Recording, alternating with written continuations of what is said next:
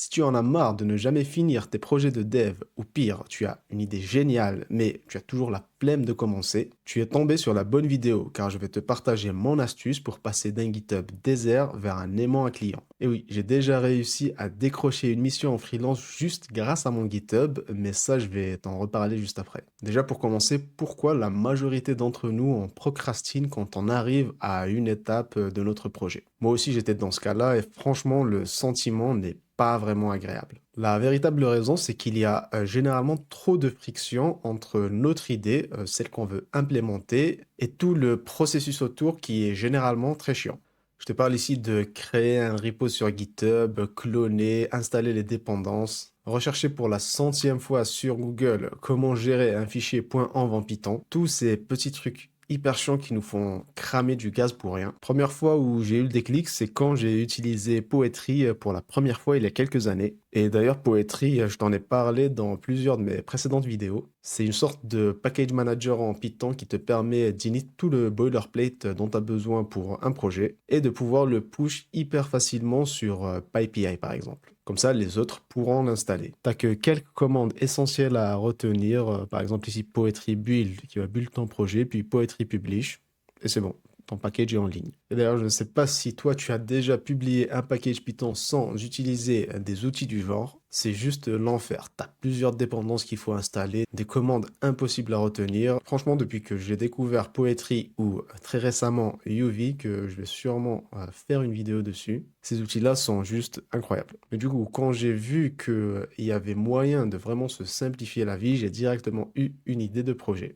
Je me suis dit, pourquoi je ne ferais pas pareil pour tous mes projets perso? Pas juste des libs Python à publier sur PyPI, mais aussi des web apps, quelques tests d'API, ainsi que tous mes side projects. Et c'est là où j'ai commencé à bosser sur un starter. Au début, c'était juste un Docker Compose, un projet Django, et je mettais toutes mes commandes dans les managements. D'ailleurs, c'est toujours ce que je fais. Mais à force de l'améliorer et de bosser dessus, j'ai remarqué que ma productivité sur GitHub, sur mes projets perso, a énormément augmenté. Et c'est d'ailleurs un truc que je remarque aussi, mais pas que dans le dev.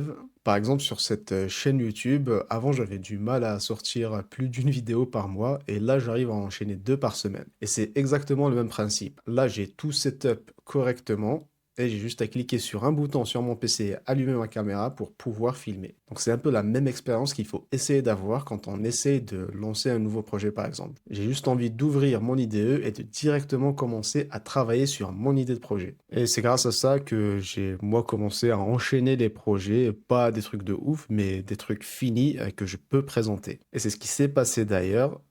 Du coup, là, je vais te parler de comment j'ai réussi à décrocher une mission en freelance juste grâce à mon GitHub. Mais avant de continuer, si tu aimes ce genre de vidéo, tu peux me suivre sur GitHub, tiens, et checker aussi tous les projets que j'ai à côté. Mais surtout, j'ai un atelier gratuit en description où je te partage toutes mes astuces de comment je fais pour créer, hoster et déployer mes applications en Python. Tu peux checker, c'est gratuit et j'ai eu de très bons retours dessus. Donc, je disais, j'étais en entretien et ça se passait comme d'habitude, quoi. On me présentait la mission et moi, je présentais mon parcours pro à côté. Rien de fou, j'avais un profil standard de dev qui est passé par une SS2I, puis quelques missions en freelance dans de grosses boîtes très chiantes comme EDF par exemple. Et là, une des personnes qui me faisait l'entretien me demande si j'ai d'autres projets à côté de mon activité principale. J'ai répondu très professionnellement oui, bien sûr, je peux vous montrer ceci. Mais en réalité, moi, à l'intérieur, j'étais en mode frère, si tu savais à quel point j'attendais cette question. Et là, je leur balance mon GitHub ultra original que j'ai d'ailleurs copié d'un YouTuber américain avec une description que personne ne lit et où je dis à la fin que c'est généré par PipiGPT, mais les gens ne regardent jamais. Je prends le temps de leur présenter tous les projets que j'ai sur mon profil en 10-15 minutes à peu près.